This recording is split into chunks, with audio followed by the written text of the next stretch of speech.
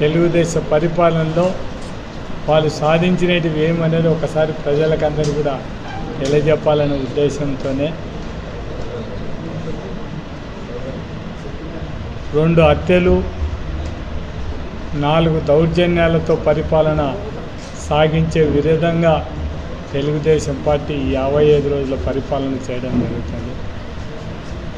మామూలుగా full budget పెట్టాల్సిన పరిస్థితిలో ఓటాన్ అకౌంట్ బడ్జెట్ పెట్టడం కేవలం 3 నెలల కంటే కేవలం చంద్రబాబు నాయుడు ఎలక్షన్లు ఇచ్చిన హామీలను దానిని ప్రజలను ఏదో విధంగా మభ్యపెట్టి ఈ సూపర్ 6 అనేది లేకుండా చేయాలనే ఉద్దేశంతోనే Chandrababu Naidu vote on account budget పెట్టడం జరిగింది. మామూలుగా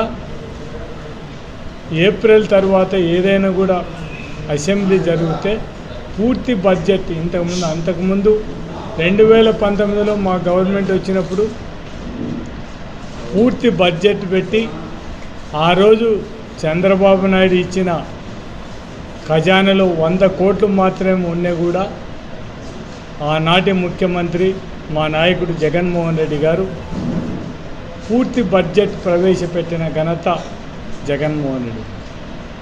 ఈరోజు దగ్గర 6,000 కోట్ల రూపాయలు మేము దిగిపోయేటప్పటికి కూడా తెలుగుదేశం ప్రభుత్వానికి ఉండే బడ్జెట్ మనం ఆల్రెడీ రాష్ట్ర ప్రభుత్వం డబ్బులు ఉంటే కూడా ఓటాన్ అకౌంట్ బడ్జెట్ పెట్టిన పరిస్థితి తెలుగుదేశం నాయకులు. మనం ఒక్కసారి చూసుకుంటే కూడా ప్రతి ఒక్క విషయంలో కూడా ఎలక్షన్ల ముందర ప్రతి ఒక్కరు కూడా తెలుగుదేశం నాయకులు ప్రతి ఒక్క ఇంటికి కూడా ఓటర్ స్లిప్తో పాటు సూపర్ 6 ఇవి మావి గ్యారంటీ, మీకు ఖచ్చితంగా పథకాలు మేము ఇస్తాం, ఇవ్వకపోతే మమ్మల్ని నిలదీసి అడగండి, మాది గ్యారంటీ అని చెప్పి ప్రతి ఒక్క ఊళ్ళో కూడా ఓట్లు అడిగేటప్పుడు ప్రతి ఊళ్ళో క్యాన్వాస్ చేసేటప్పుడు ఈ సూపర్ 6 పథకాలతో వాళ్ళకు ఓటేయమని పాంప్లెట్తో సహా ఈ హామీలు మొత్తం అంతా ఇచ్చేసి మీకు ఈ పథకాలన్నీ రాకపోతే మాది గ్యారంటీ అని చెప్పి మొత్తం మొత్తం ఆ రోజు ఓట్లు వేయించుకుంది. కానీ ఈరోజు గెలిచిన వెంటనే మొత్తం అన్నీ కూడా అమ్మఒడి పేరు మార్చి తల్లికి వందనం చెప్పడం జరిగింది. కానీ తల్లికి వందనం పిల్లలకు అందరికీ కూడా ఎగనామం పెట్టడం జరిగింది. దాంతోపాటు ఇంకా మనం తెలుగుదేశం నాయకులు ఎక్కడికి పోయినా కూడా ఎంతమంది పిల్లలు ఉంటే నీకు 15,000, నీకు 15,000, నీకు 15,000, నీకు 15,000 అని చెప్పడం జరిగింది. ఇంకా ఆడపిల్లలకు 18 ఏళ్ళు దాటిన వాళ్ళకి అందరికీ కూడా 1,500 రూపాయలు నెలకి ఇస్తామని చెప్పడం జరిగింది. ఎంతమంది ఆడపిల్లలు అంటే నీకు 18,000, నీకు 18,000, నీకు 18,000, నీకు 50 ఏళ్ళు లోపలంటే ఇస్తామని చెప్పడం, దానికి ఎకనామం పెట్టడం జరిగింది. రైతు భరోసా అదే మా ప్రభుత్వం, మా ముఖ్యమంత్రి జగన్మోహన్ రెడ్డి గారు మా నాయకుడు ఉంటే ఇవాళకల్లా రైతు భరోసా అందరికి వచ్చేది. ఆ రైతు భరోసా కూడా రాలేదు. ప్రతి ఒక్కటి కూడా ఏదైతే జగన్మోహన్ రెడ్డి పరిపాలనలో పూర్తిగా మనం చేయగలిగినామో ఈరోజు ఒక్కటి కూడా చేయనీకి చేతగాక ఏ విధంగా ప్రజలను మభ్యపెట్టడానికి, ప్రజల మూడు డైవర్ట్ చేయడానికి, ఇంకా ఎవ్వరు కూడా పార్టీ నాయకులు రోడ్లు ఎక్కకుండా ఉండడానికి బెదిరియాలనే ఉద్దేశంతోనే ఈరోజు దౌర్జన్యాలు చేస్తూ మొత్తం అంతా కూడా ఎక్కడ ఎవరైతే ఎవరిని టార్గెట్ వాళ్ళు ఒక రెడ్ బుక్ అని పెట్టుకొని ఎవరెవరు టార్గెట్ చేసి వాళ్ళని కొట్టడం, కావాలంటే వాళ్ళని ఏదో విధంగా హింసించడం, ఇంకా అవసరం అనుకుంటే చంపడం. ఇప్పుడు చూసే పరిస్థితి మనం మిన్నుకొండ పరిస్థితి చూసుకుంటే అదే పరిస్థితి అయిపోయింది. అంటే ఇవన్నీ కూడా ఒక్కసారి అంతకుముందు 2019 ప్రభుత్వానికి ఇప్పుడు ఒకసారి చూసుకుంటే ఆ రోజు మేము ఎంతో ఎవరిని కూడా ఏ తెలుగుదేశం వాళ్ళని కానీ ఎవరి మీద నో అరెస్ట్. ఎంతసేపనిగా ప్రభుత్వం ప్రజలు మనల్ని గెలిపించినాడు, మన ప్రభుత్వం వచ్చింది, ప్రజలకు ఏం చెప్పినామో అవి చేయాలనేదే ముఖ్యమైన ఉద్దేశం. ఆ ఉద్దేశంతోనే జగన్మోహన్ రెడ్డి గారు ఉన్న 5 సంవత్సరాలు ఎవ్వరు కూడా నువ్వు మాకు ఓటు వేయలేదని కానీ నువ్వు మా ఎమ్మడి తిరగలేదని కానీ ఉద్దేశంతో ఎవ్వరు కూడా ఏ పథకం కూడా రిజెక్ట్ చేసిన పరిస్థితి మా ప్రభుత్వంలో లేనేలేదు. ఇప్పుడు ప్రతి ఒక్కటి అంతకుముందు మేము ఉన్నప్పుడు ఈ ఫీల్డ్ అసిస్టెంట్లను కానీ లేకుంటే డీలర్లను కానీ ఇంకొకరిని కానీ వాళ్ళంతకు వాళ్ళు లేకుండా ఉండే వాళ్ళని కానీ ఇప్పుడు పని కట్టుకొని మొత్తం ఫీల్డ్ అసిస్టెంట్లను డీలర్లను లాస్ట్కి ఏ స్టేజ్కి వచ్చినంటే అంగన్వాడీ టీచర్లను కూడా మీరెందుకు రిజైన్ చేయాలనే స్టేజ్ కంటే అంగన్వాడీ పోస్టు పర్మనెంట్ పోస్ట్ అనేది వాళ్ళకి ఎవరికి తెలియడం లేదు. దానిని కూడా వాళ్ళని కూడా తీసేసామనే స్టేజ్లో మాట్లాడే పరిస్థితి ఉంటే మాత్రం ఇది ఎట్లా, ఇది ప్రజాస్వామ్యమా కాదనేది కూడా ఒక్కసారి ఆలోచించాల్సిన అవసరం ఉంది. మేము చంద్రబాబు నాయుడు గారికి ఒకటే విజ్ఞప్తి చేస్తున్నాం. మీరు సుదీర్ఘమైన రాజకీయ జీవితం 14 సంవత్సరాలు ముఖ్యమంత్రిగా మీరు పనిచేసి,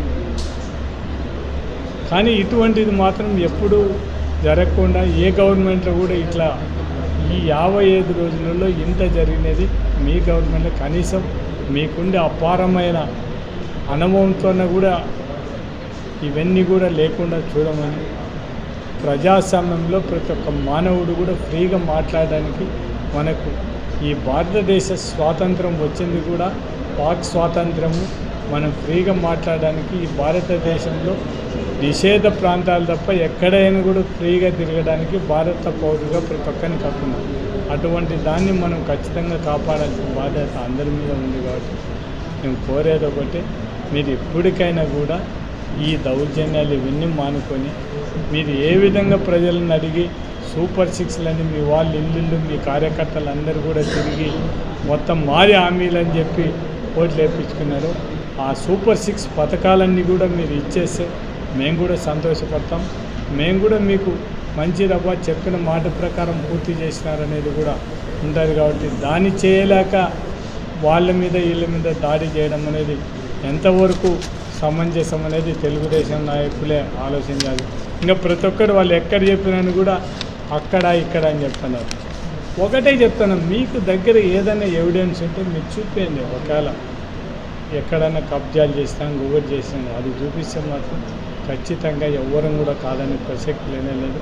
ప్రజలు అధికారం మీలోనే, మీరే అధికార పార్టీ, మేము ఎమ్మెల్యేగా లేము, ఏం లేదు. మీరు చూపించండి లక్షణంగా ఎక్కడ చేసిందంటే ఒకవేళ ఎవరిపైతే ఎవరు దౌర్జన్యంగా రాపించుకునేమో ఖచ్చితంగా అధికారులను యాక్షన్ తీసుకోమని చెప్తాను తప్ప ఇంకా ఊరికి మాటలు మాట్లాడడం మాత్రం వద్దని వాళ్ళకి విజ్ఞప్తి చేస్తున్నాం. మీరు పర్ఫెక్ట్గా మీరు ఇవన్నీ కూడా రికార్డెడ్గా మీరు చూపించగలిగితే మాకు అంతకంటే అభ్యంతరం లేదు. కానీ మీరు చేసేది మీరేదో వాళ్ళు మట్టి తోలుకున్నారు వీళ్ళు మట్టి తోలుకున్నారు అని చెప్తాం. మీరు ఒక్కసారి ఓరకొల్లు మండలం గుట్టపాడులో వాగుపరంబోకు మట్టి తోలినారు. అది ఎవరు తోలినారు? ఒకవేళ మా వాళ్ళు తోలినారా మీ వాళ్ళు తోలినారా? కనీసం అధికారులతో ఎంక్వైరీ చేయించి ఎవరు తోలింటే వాళ్ళ మీద యాక్షన్ తీసుకోండి. అది చేయనికి చేత కావడం లేదు. కానీ ఎవరు తోలినారనేది దాన్ని మొత్తం అంతా కూడా కేవలం ఎవరి మీదనో బుద్ధ చల్లడానికి మాట్లాడితే బాగుండదు. ఖచ్చితంగా మీరు తప్పు చేసిన వాళ్ళ మీద ఎవరి మీద అయినా యాక్షన్ తీసుకుని నాకు అభ్యంతరం లేదు. మేము కోరేది ఒకటే, చంద్రబాబు నాయుడిని తెలుగుదేశం ప్రభుత్వాన్ని మీరు చేసేది ప్రజలకు మంచి చేయండి తప్ప మీ చేతగానితనాన్ని మాత్రం ఒకరి మీద రుద్దని మాత్రం మేము విజ్ఞప్తి చేస్తాం. ఈరోజు మీరు మద్యం షాపులను గురించి మాట్లాడడం జరుగుతుంది. ఆ రోజు తెలుగుదేశం పార్టీ హయాంలోనే 4380 మంది మద్యం దుకాణాలు ఉంటే దాన్ని జగన్మోహన్ రెడ్డి వచ్చిన తర్వాత 29,934 తగ్గడం జరిగింది. పర్మిట్ రూమ్లు కూడా రద్దు చేయడం జరిగింది. దాంతోపాటు 43,000 బెల్ట్ షాపులు ఉంటే కూడా అవన్నీ రద్దు చేయడం జరిగింది. అంతకుముందుంటే అక్టోబర్ నవంబర్ నుంచి కూడా ప్రైవేట్ మద్య దుకాణాల ఆ విధానాన్నే రద్దు చేయడం జరిగింది. మొత్తం అంతా కూడా 2019 చంద్రబాబు అనుమతి ఇచ్చిన బార్లు తప్ప ఇంకొక కొత్త బార్లు కూడా ఎక్కడ కూడా ఈ రాష్ట్రంలో పర్మిషన్ ఇవ్వలేదు. ఆ రోజు చంద్రబాబు నాయుడులో ఆదాయం కంటే చెప్పినట్టు కమిషన్లు తీసుకొని నింటే ఈరోజు అంత ఆదాయం వచ్చేదా ఒక్కసారి ఆలోచించాల్సిన అవసరం ఉంది. ఇవన్నీ కూడా ఒక్కసారి మొత్తం అన్నీ కూడా అన్నీ కూడా మీకు పరిపాలన చేత కాక ఇంకొకరి మీద మాట్లాడేదానికంటే మీరు సూపర్ 6 మీరు ఏదో ఇప్పుడు చంద్రబాబు గారు ఒకరే చెప్పడం జరుగుతుంది. ఈ సూపర్ 6 పథకాలను చూస్తేనే భయం అవుతుంది. కానీ మీరు సుదీర్ఘమైన రాజకీయ జీవితం ఉండి మీరే 14 సంవత్సరాలు ముఖ్యమంత్రిగా ఉండేటోళ్ళు మీరు ఈ పథకాలన్నీ హామీలు ఇస్తాము అని చెప్పిన వాళ్ళు మీరు ఇప్పుడు ఈ విధంగా మాట్లాడడం అనేది ఎంతవరకు సమంజసం అనేది మనం చంద్రబాబు నాయుడు గారు ఆలోచించాల్సిన అవసరం ఉంది. మీరు ఆ హామీలన్నీ నెరవేర్చలేనప్పుడు ప్రజలకు ఎందుకు వాగ్దానాలు చేస్తారు? అదే జగన్మోహన్ రెడ్డి మేము ఒకటి రైతు రుణమాఫీ అడిగితే మనకుండే ఈ రాష్ట్ర ఆర్థిక పరిస్థితుల్లో మనం అంత డబ్బులు ఇవ్వలేము, పొరపాటును కూడా మనం మాట చెప్తే చేయలేము కాబట్టి మనం చెప్పడానికి వీల్లేదని చెప్పాలి. అంటే జగన్మోహన్ రెడ్డి చేయడానికి ఏదైతే ఆచరణలో పెట్టడానికి పరిస్థితి ఉందో అవి మాత్రమే చెప్పడం తప్ప కేవలం ఓట్ల కోసం ఎవరిని కూడా మోసం చేయలేదు. కనీసం మీరు ఇప్పుడేదో మీకు అంతా కూడా సంపదను సృష్టించడం ఇవన్నీ మీకు చేతనవుతారు కాబట్టి ఈ రాష్ట్ర ప్రజలకు ఏం చెప్పినారో దాన్ని మీరు కంపల్సరీగా ఈ సూపర్ 6 పథకాలన్నీ కూడా మీరు అమలు అయ్యేటట్టు చూడండి. మేము కూడా మిమ్మల్ని కోరేది ఒకటి, ఇంకొక 3 నెలలు టైం ఇస్తాం.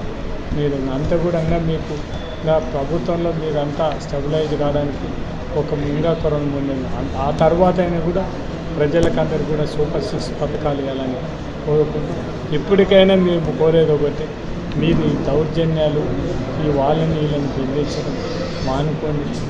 ఎవరికి కూడా ఈ రోజు ఉండే టైం రేపు పొద్దున అందరికీ కూడా ఇదే కంటిన్యూ అవుతుందని చాలా మనం ఈ రోజు ఉండే టైం రేపు పొద్దున కూడా అదే కంటిన్యూ అవుతుందని చాలా కష్టం. రాజులు అయినాయి, రాజ్యాలు అయినాయి, ఏం లేదు.